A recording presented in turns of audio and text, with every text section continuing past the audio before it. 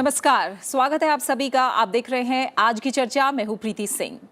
संविधान दिवस के मौके पर प्रधानमंत्री नरेंद्र मोदी ने देश को संबोधित किया। इस मौके पर प्रधानमंत्री नरेंद्र मोदी ने कहा कि आज डॉक्टर राजेंद्र प्रसाद और बाबा साहेब अंबेडकर से लेकर संविधान सभा के सभी व्यक्तित्वों को भी नमन करने का दिन है, जिनके अथक प्रयासों से देश को संविधान मिला है। और ये दिन पूज्य बापू की प्रेरणा को, सरदार पटेल की प्रतिबद्धता को प्रणाम करने का दिन है। उन्होंने कहा कि देशवासियों को ऐसे महापुरुषों के योगदान को याद करना चाहिए जिनकी कोशिशों से भारत के नवनिर्माण का रास्ता साफ हो पाया। इसलिए 5 साल पहले 26 नवंबर को संविधान दिवस मनाने का फैसला लिया गया। गुजरात के केवड़िया में 80वें अखिल भारतीय पीठासीन अधिकारियों के सम्मेलन पर प्रधानमंत्री नरेंद्र मोदी ने संविधान के तीनों अंगों की भूमिका से लेकर मर्यादा तक सब कुछ संविधान में ही वर्णित है, ये बातें कही। उन्होंने संबोधित किया सभा को और अब ये कोशिश करनी होगी, उन्होंने कहा, कि संविधान को लेकर हर आम नागरिक की समझ और ज्यादा व्यापक हो। हमारे कानूनों की भाषा इतनी आसान होनी चाहिए कि सामान्य से सामान्य व्यक्ति भी उसे समझ सके। भारत के लोगों ने ये संविधान खुद को दिया है, इसलिए इसके तहत लिए गए हर फैसले, हर कानून से सामान्य नागरिक सीधा कनेक्ट महसूस करे, ये सुनिश्चित करना होगा। KYC यानी नो योर कस्टमर की तरह आज KYC यानी नो योर कॉन्स्टिट्यूशन भी हमारे संवैधानिक सुरक्षा कवच को भी मजबूत कर सकता है। आज की चर्चा में हम बात करेंगे कि कैसे संविधान की समझ को हर नागरिक के लिए बेहतर बनाया जा सकता है। और इस चर्चा में शामिल होने के लिए हमारे साथ 2 खास मेहमान मौजूद हैं। हमारे साथ हैं वरिष्ठ पत्रकार शेखर अय्यर जी और साथ ही हमारे साथ हैं सुप्रीम कोर्ट में अधिवक्ता बालेंदु शेखर जी। आप दोनों मेहमानों का बहुत बहुत शुक्रिया इस चर्चा में शामिल होने के लिए। शेखर अय्यर जी, आपसे शुरुआत करूंगी। प्रधानमंत्री का कहना है अब हमारा प्रयास ये होना चाहिए कि संविधान के प्रति सामान्य नागरिक की समझ और ज्यादा व्यापक हो। जो बातें उन्होंने संविधान को लेकर और नागरिक से इसके कनेक्ट को लेकर कही है, कैसे देखते हैं इसे आप? आज जो प्रधानमंत्री का जो आह्वान है यही है कि जैसे हम अपने बैंक अकाउंट के लिए, अपने सारा डिजिटल ट्रांजैक्शन के लिए जैसे हमने एक नो योर कस्टमर रखा है, KYC, इस तरह, क्योंकि ये KYC आने के बाद कि आपका आधार कार्ड हो, पासपोर्ट हो, ड्राइविंग लाइसेंस हो, एक प्रकार की पहचान, एक पहचान नंबर है या पहचान चिन्ह जो भी है, उसको जैसे हमने अपने नॉर्मल लाइफ में इसको नॉर्मलाइज कर लिया है कि KYC से ही पहचान होता है, वैसे हर नागरिक को अपना अधिकार क्या है, साथ साथ दायित्व क्या है, क्योंकि ज्यादातर फोकस है कि अपने अधिकार के ऊपर, अपने हक के ऊपर, लेकिन हर नागरिक को यह भी सोचना है कि संविधान क्या कहता है अपनी ड्यूटी को लेकर। और प्रधानमंत्री ने ये बात कही कि अगर आप अपने अधिकार के बारे में सोच रहे हैं, अधिकार को कैसे सुरक्षित करना सोच रहे हैं, उसका एकमात्र उपाय जो गांधी जी ने कहा था कि अगर आप पूरा ध्यान देंगे अपने कर्तव्य पर, तब ऑटोमेटिकली आपकी जो अधिकार है वो सेफगार्ड हो जाती है, उसकी रक्षा मिलती है। तो इसका कहना का देखिए, इससे पहले क्योंकि ये बात क्यों कही प्रधानमंत्री ने, प्रधानमंत्री इसलिए कही कि देखिए कॉन्स्टिट्यूशन जो है हमारा कॉन्स्टिट्यूशन, उसका बहुत बड़ा विस्तार कॉन्स्टिट्यूशन है, बहुत रिटर्न बड़ा लंबा कॉन्स्टिट्यूशन है, लेकिन उसके अगर स्पिरिट देखे, उसकी आत्मा देखे, वो आत्मा वही आवाज जो है वो है कि देश के प्रति, देश सब में सबसे प्रथम है देश, देश की रक्षा, देश की हित में सोचना है। और कॉन्स्टिट्यूशन का व्यवस्था जिस तरह बनी गई, हमारे जो बुजुर्ग जो कॉन्स्टिट्यूशनल फादर्स, जिनको हमको उनकी एक फादर की जो जगह हमने दिया है, कॉन्स्टिट्यूशनल फादर्स, उनका स्पिरिट में यही था कि कॉन्स्टिट्यूशन लिखने के समय वो यही सोच रहे थे कि आने वाले समय में देश के सामने क्या क्या संकट होंगे, वो चैलेंजेस क्या होंगे, उसको हम कैसे ओवरकम करेंगे। और अगर हमारे मन में यही बात रहेगी कि देश के हित में हर व्यक्ति को सोचना है, ये केवल सरकार को नहीं है, केवल जो कॉन्स्टिट्यूशन के विभिन्न जो व्यवस्था है उसको लेकर नहीं है, हर व्यक्ति को सोचना है, हर नागरिक को सोचना है कि उसका काम, उसका सोच देश के हित में होनी चाहिए। इसीलिए प्रधानमंत्री का कहना था कि कॉन्स्टिट्यूशन के बारे में सबको पूरा समझ होनी चाहिए, खास करके अपने दायित्व के प्रति, क्योंकि दायित्व बहुत इंपॉर्टेंट है। और प्रधानमंत्री का यह कहना है कि जैसे KYC पॉपुलर हो गया है, सबको पता है KYC क्या है, वैसे कॉन्स्टिट्यूशन के बारे में भी जानना चाहिए। और इस दिशा में, क्योंकि ये प्रिजाइडिंग ऑफिसर्स की कॉन्फ्रेंस एड्रेस कर रहे थे, कंक्लूडिंग सेक्शन था, ये है कि भाई उनकी तरफ से भी एक प्रयास होनी चाहिए किस तरह सरल भाषा में सरल भाषा में हर नागरिक समझ पाए हम्म। कि आखिर क्या है ये हमारी कॉन्स्टिट्यूशन, इसकी क्यों हम इससे कमिटेड हैं, जी। इसकी स्पिरिट क्या है, हम्म। ये हमसे क्या मांग रहा है और हम्म। हमारी तरफ से क्या ड्यूटी क्या है। हम्म।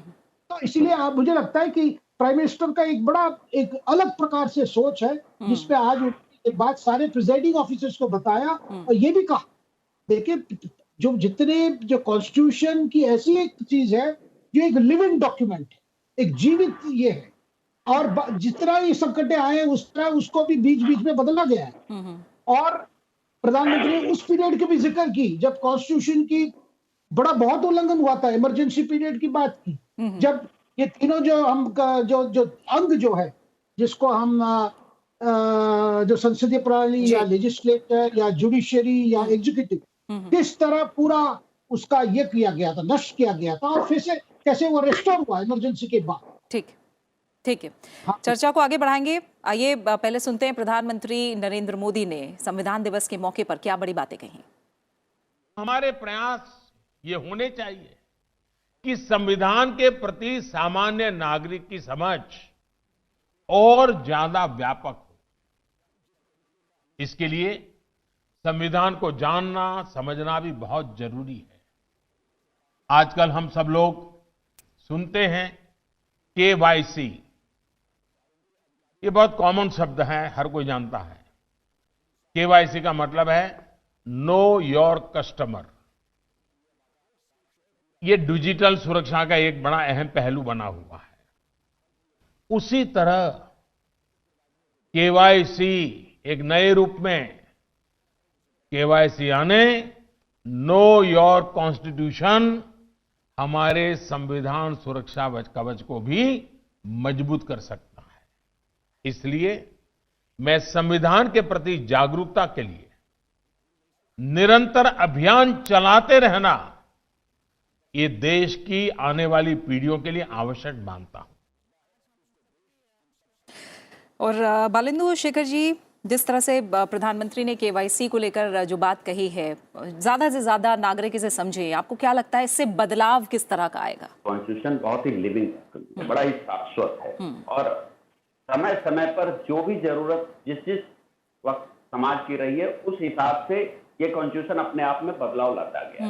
और वो इसलिए हुआ है कि जो बुनियाद जो बाबा साहेब अम्बेडकर ने जो रखी थी, कॉन्स्टिट्यूशन असेंबली की तरफ से जब इन्हें दायित्व दिया गया था कि ड्राफ्ट करने के लिए कॉन्स्टिट्यूशन, तो इन्होंने सारे स्टेक होल्डर को जितने भी पॉसिबल हो सकते थे उन तमाम स्टेक होल्डर की बातें सुनी, और उसके बाद बड़े कॉम्प्रिहेंसिव तकरीबन 30 साल तक की डेलीगेशन के बाद ये स्वरूप ले, तो बुनियाद बड़ी शाश्वत तरीके से रखी गई। और उसी बुनियाद के आधार पर आज भी कभी भी समाज को जो कोई जरूरत थी उस तरीके से कॉन्स्टिट्यूशन अपने आप में बदलाव लाता जाता है।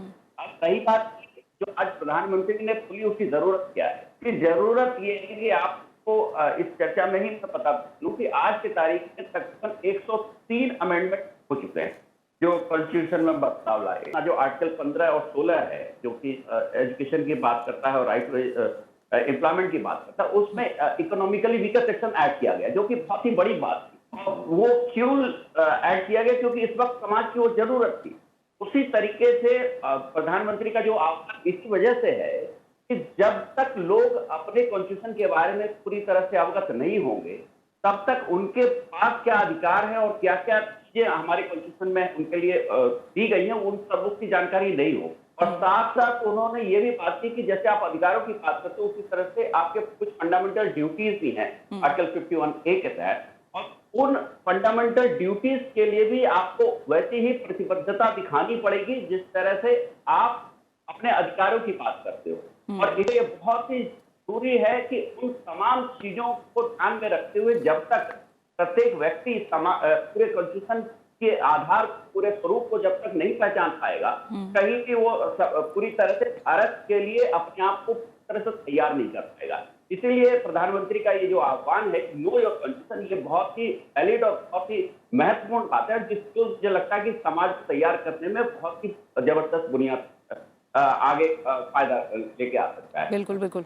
और शेखर अय्यर साहब, जब हम कहते हैं कि हर आम नागरिक को संविधान की समझ हो, तो जाहिर तौर पर उसकी भाषा ऐसी हो जो हर आम नागरिक को समझ में आए। इसको लेकर भी प्रधानमंत्री ने कहा कि सबसे बड़ी समस्या ये रही है कि संवैधानिक और कानूनी भाषा उस व्यक्ति को समझने में मुश्किल होती है जिसके लिए वो कानून बना है। मुश्किल शब्द, लंबी लाइनें, बड़े पैराग्राफ, क्लॉज, सब क्लॉज, जाने अनजाने एक मुश्किल सा जाल बन जाता है। ये कितनी बड़ी चुनौती है फिलहाल इसको आम भाषा में सामने लाना, और कितना जरूरी है ये? देखिए, भारत में हम जानते हैं कि हमें पहली जो कॉन्स्टिट्यूशन के बारे में जो पहला हमारा एक्सपोजर होता है वो स्कूलों में होता है, जहाँ पे सिविक्स कहिए एक सब्जेक्ट पढ़ाया जाता है, जहाँ पे हम सारा व्यवस्था, सरकार की व्यवस्था क्या है, हमारी सिस्टम क्या है, हमारी लोकल सेल्फ गवर्नमेंट क्या है, हमारी 3 टायर जो है केंद्र सरकार, राज्य सरकार और जो लोग ही चुन करते हैं, जो अपने म्यूनिसिपैलिटी हो, पंचायत हो, कॉरपोरेशन हो, ये सारे सिस्टम हम स्कूल में पढ़ते हैं। लेकिन जब स्कूल में पढ़ाया जाता है एक प्रकार के एक सब्जेक्ट के रूप में पढ़ते हैं, और अधिकांश बच्चे जो हैं उसको वैसे ही पूरा डेफिनेशन सब ये कर लेते हैं, मेमोराइज कर लेते हैं, लेकिन उसकी उतनी अंडरस्टैंडिंग नहीं होती है। अब स्कूल छोड़ने के बाद ठीक है, जो लोग पॉलिटिकल साइंस पढ़ते हैं ग्रेजुएशन, अंडर ग्रेजुएशन में या पोस्ट ग्रेजुएशन में, उनकी तो ज्यादा समझ होगी, लेकिन वैसे देखा जाए पूरा जितनी नॉलेज होनी चाहिए उतनी नॉलेज नहीं होती है। अच्छा, दूसरा चीज, जब कॉन्स्टिट्यूशन लिखा गया उस समय की जो ब्रिटिश इंग्लिश यानी अंग्रेजी भी लिखा गया, तो उस समय की जो अंग्रेजी थी और आज की जो जिस तरह अंग्रेजी यूज होती है, या हिंदी भी ले लीजिए, तो जिस सरल की तरह से, क्योंकि आजकल बहुत जरूरी है कम्युनिकेट करना है, क्योंकि कॉन्स्टिट्यूशन को फिर इंटरप्रेट करने के लिए एक्सपर्ट्स की जरूरत होती है, लीगल एक्सपर्ट्स की जरूरत होती है, और जिनकी अच्छी तालीम होती है लॉ पे। लेकिन जो आम नागरिक जो समझने के लिए जो चाहिए, उसको देखिए इतना सिंप्लीफाई भी नहीं कर सकते, क्योंकि कॉन्स्टिट्यूशन जब लिखा गया उस पर सारा चेक्स एंड बैलेंसेस रखा गया, हर प्रोविजन में, हर प्रावधान में, हर सेक्शन में। तो इसको कैसे लोग जाने, उसको कैसे समझे, और केवल कॉन्स्टिट्यूशन की बात नहीं है, प्रधानमंत्री कह रहे हैं जितने कानून है हमारे, आप केवल ट्रैफिक रूल्स ले लीजिए कि उसकी जो भाषा है जो यूज किया गया बड़े कॉमन मैन के लिए बड़ी कॉम्प्लिकेटेड है, क्योंकि जब लोगों की जागृति बढ़ेगी कानून को लेकर, अगर सरल भाषा में होगी उतना ही उनको कमिटमेंट भी ज्यादा बढ़ेगा, क्योंकि अधिकांश समय हमें कानून की अर्थ पता नहीं होता, उसकी इंटरप्रिटेशन अलग अलग होती है। तो एक प्रकार से प्रधानमंत्री चाहते हैं कि जितने विधानसभाएं हैं, विधान परिषद, ना केवल सेंट्रल लॉस, राज्य में जितने कानून है, साथ में प्रधानमंत्री दूसरा भी एक हमेशा उनका एक प्रायोरिटी रहा, वो है जिस कानून के काम खत्म हो चुकी है, यानी ऑब्सोलीट लॉस, उसको भी खत्म करना है, क्योंकि जब तक वो स्टैट्यूट बुक पे है उसकी दुरुपयोग या उसको मिसयूज ये सारा चीज होता है। इसीलिए प्रधानमंत्री का एक अपील रहा है, हमने देखा है कि पिछले 5 साल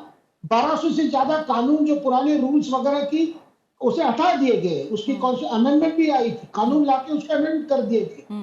और सबसे सरल एक डिसीजन मुझे याद आता है, जब नरेंद्र मोदी जी ने प्रधानमंत्री बने, उनका बड़ा फैसला था कि सेल्फ अटेस्टेशन, मतलब आप जो भी डॉक्यूमेंट कहीं सबमिट कर रहे हैं आप खुद उसको अटेस्ट करेंगे। नहीं तो आपको याद होगा हर साल, खास करके जब स्कूल कॉलेज एडमिशन के चक्कर में लोग भटकते रहते थे, भाई किससे अटेस्ट कराओ, कॉपी कराओ, ये कराओ, इतने परेशानी, और आपको कहीं पासपोर्ट अप्लाई करना है, मतलब ये कई कानून ऐसे हैं जो सिस्टम जो पुराने हो चुके हैं, वो हैरेसमेंट की ज्यादा होती है। और प्रधानमंत्री नहीं चाहते कि कॉमन सिटीजन एक कानून को फॉलो करते करते खुद को हैरेस फील करे, क्योंकि जहां एक नागरिक हैरेस फील करता है तब उसकी संभावना ज्यादा है वो कानून को फॉलो ना करे। तो प्रधानमंत्री वो नहीं चाहते, जो भी कानून वो लोग ठीक तरह से समझे, उसको फॉलो करें, इसीलिए फॉलो करें वो सबकी हित में, राष्ट्रीय हित में, देश की हित। बिल्कुल, जो बात शेखर अय्यर जी ने भी उठाई है,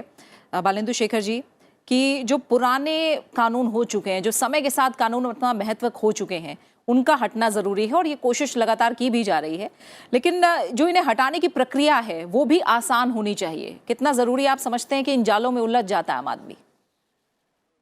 देखिए, ये बात तो सत्य है, इसमें कोई दो राय नहीं है, और इसमें कोई चर्चा का भी विषय नहीं हो सकता, क्योंकि ये जो सत्य है वो सत्य है। लेकिन दूसरा सत्य ये है कि जो सरकार, वर्तमान सरकार है, और जिस तरह से इन्होंने फैसले लिए हैं पुराने कानूनों को हटाने के, या फिर जो इनकी सोच है कानून को लेकर या कॉन्स्टिट्यूशन को लेकर, वो मुझे लगता है कि ये पूरी तरह से सरलीकरण कैसे किया जाए उस दिशा में आगे बढ़ रहे हैं। और जो कोई भी इस तरह की जो दिक्कतें आती है, प्रोसीजरल जो हिकअप्स हैं जिसकी वजह से बहुत सारी चीजें रुकी रहती, उस दिशा में बहुत तेजी से सरलीकरण हो रहा है। तो हमें लगता है कि आने वाले समय में ये सामान्य होता चल रहा है, तो उतनी बड़ी दिक्कत नहीं है। लेकिन जो बार बार प्रधानमंत्री कह रहे हैं कि सबसे पहले जो लोगों को अपने जो फंडामेंटल ड्यूटीज हैं उनको लेकर ज्यादा जरूरत है। सरकार अपनी तरफ से सजग है, कानून बहुत हैं हर तरह को हैंडल करने के लिए, लेकिन जब तक लोगों का सहयोग होगा, वो अपने फंडामेंटल ड्यूटीज को लेकर अलर्ट नहीं होंगे, एग्जीक्यूट करने का सिंसियरिटी नहीं रखेंगे, तब तक सरकार को हमेशा एक बहुत बड़ा चैलेंज मिलेगा। इसी वजह से दोनों का एक सामंजस्य बैठाने की बात प्रधानमंत्री जो हमें की जरूरत और सरलीकरण या फिर कानून कैसे जाए, तो उसके दिशा में हमें लगता है सरकार भी गंभीर है। और आज की तारीख में जो आदेश बहुत अच्छा कोर्ट के हाई कोर्ट के है, तो लगातार बड़ा ही व्यापक है। मैं एग्जाम्पल दूंगा, आर्टिकल 21 जो no one shall deprive his life but according to procedure established by law। और आप इसका जब से आजाद किया, लेकिन आज तक सुप्रीम कोर्ट उस लाइन को इंटरप्रेट कर रहा है, तरह से वो कैसे वो हित में खड़ा है की बात कर, तो हर जगह कोशिश हो रही है कि उसको सरलीकरण किया जाए, कानून माध्यम से लोगों को उनके अधिकार दिए। लेकिन जो ड्यूटीज को लेकर दिखाने की हम लोग, हाँ ठीक है शेखर जी, जैसे अधिकारों की बात लगातार हुई है, संविधान को जानने की बात हुई है, उसमें बहुत ज़्यादा जोर कर्तव्यों को लेकर प्रधानमंत्री ने दिया कि जो कर्तव्य पालन है उन्हें अधिकारों, गरिमा और आत्मविश्वास बढ़ाने वाले कारकों के साथ जोड़ना चाहिए, और विशेष तौर पर उन्होंने कर्तव्य पालन पर जोर दिया है। ये ज़रूरी होगा ताकि दूसरे के जो अधिकार हैं वो पूरे हों। अब आपस में इन दोनों का बहुत गहरा संबंध है, तो कितना ज़रूरी है कि संविधान दिवस के मौके पर लोग एक बार फिर अपने कर्तव्यों को याद करें। बिल्कुल, और कर्तव्य अगर आप देखेंगे, जो 11 कर्तव्य जो मेंशन किया गया है संविधान में, वो ऐसे कोई बड़ा चैलेंज नहीं है। देखिए, वो आसान है। देश के प्रति एक कमिटमेंट और जो जारे सारे जो पॉइंट्स है एक प्रकार से, क्योंकि एक कमिटेड सिटीजनशिप, यानी एक नागरिक बड़े कमिटेड हो, अवेयर हो, और वो ये सोचे कि जो उसका भी उतना ही दायित्व बनता है जितना सरकार को बनता है, जो व्यवस्था को बनता है, अलग अलग इंस्टीट्यूशंस को बनता है। क्योंकि देखिए, अगर कॉन्स्टिट्यूशन के अगर स्पिरिट को देखें, स्पिरिट क्या कहता है कि देश के जितने नागरिक हैं, हर नागरिक को वो मौका मिलनी चाहिए अपनी पूरी पोटेंशियल को वो सामने ला पाए, उसको फुलफिल करे। क्योंकि इसीलिए व्यवस्था बनी गई है। आपको कोर्ट कचहरी, इसका पर्पस क्या है कि हर नागरिक का रिस्पेक्ट हो, हर नागरिक का जो अधिकार है उसका पूरा रिस्पेक्ट हो, और खुद का जो हर व्यक्ति का जो टैलेंट है, हर व्यक्ति के अंदर जो अपेक्षाएं हैं और इच्छाएं हैं, होप्स है, एस्पिरेंट्स है, उसको फुलफिल करने के लिए एक सिस्टम बने, और वो सिस्टम हर व्यक्ति के लिए है। यही कॉन्स्टिट्यूशन का स्पिरिट है। बिल्कुल। और इस स्पिरिट को समझने के लिए उतना ही जरूरत है जितना अपना दायित्व को समझे, क्योंकि अगर हर नागरिक समझेगा अपना दायित्व, इसका मतलब हर नागरिक दूसरे नागरिक का पूरा राइट्स का रिस्पेक्ट करेगा। क्योंकि हर अपने अगर राइट को हम रिस्पेक्ट करते हैं और अधिकार को हम इसको यूज करना चाह रहे हैं या उसको हम इन्वोक करना चाह रहे हैं, ये जरूरी है कि आपका क्या है कि अगर आपकी राइट आपके लिए इंपॉर्टेंट है, दूसरा का राइट तो दूसरा उतना ही इंपॉर्टेंट है। तो एक प्रकार से जब तक आपकी पूरा सिस्टम की समझ नहीं होगी तो आप हमेशा अपने बारे में सोचते रहेंगे। लेकिन प्रधानमंत्री का कहना है कि आप हर बार अपने बारे में मत सोचिए। देश सबसे सर्वोच्चम है। बिल्कुल। अगर देश के बारे में सोचेंगे तो उसमें आपका हक भी उसी में है, आपका इंटरेस्ट भी उसी में है। जी जी। और इसी के साथ आज की चर्चा का समय पूरा हो गया है। बालंतु शेखर जी, शेखर अय्यर जी, आप दोनों मेहमानों का बहुत बहुत शुक्रिया आज की चर्चा में शामिल होने के लिए, समय निकालने के लिए। तो इसी के साथ आज की चर्चा में फिलहाल इतना ही। आप इस कार्यक्रम को YouTube पर भी देख सकते हैं और अपनी राय और सुझाव हमारे साथ साझा कर सकते हैं। इसका हम इंतजार करते हैं। बने रहिए राज्यसभा टीवी के साथ। नमस्कार।